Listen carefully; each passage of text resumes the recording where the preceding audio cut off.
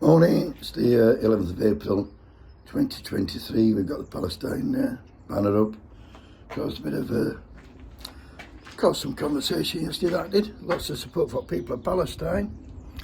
And people were asking about Ukraine and that, and I think in 12 months ago people had the Ukraine flags in the bios and there were Ukraine flags flying from town halls into our country. Now they've all seemed to go. I wonder why that is. Anyway, 6 years to this very day about Grenfell Tower disaster. Nobody's been held to account for that.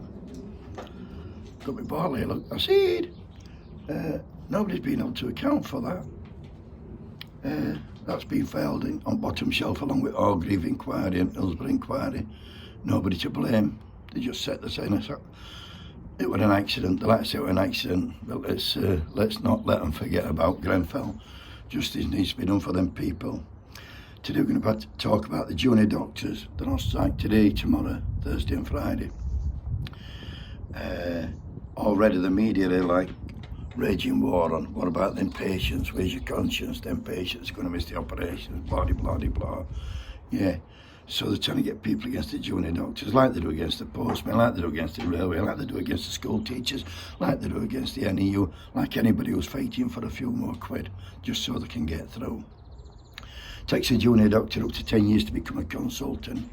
Lots of that time they're working hard. They have to be jack of all trades, going from ward to ward to ward, theatre to theatre to theatre, and learning as they go along. They've not had they're effectively 35% worse off under this Tory government than they were in 2010.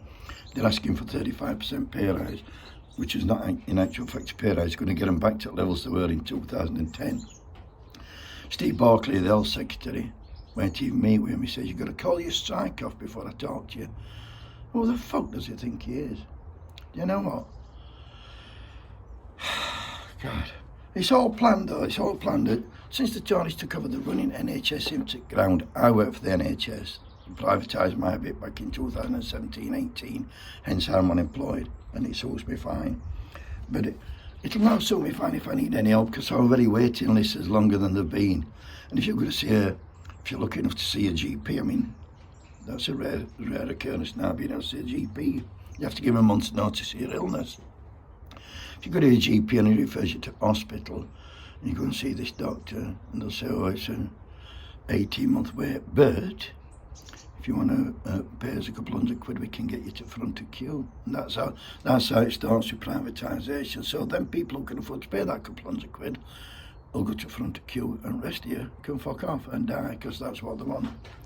And I was thinking, when I worked on wards, junior doctors were doing 72-hour weekends. They were fucking exhausted most of the time. They were dragging us in between wards.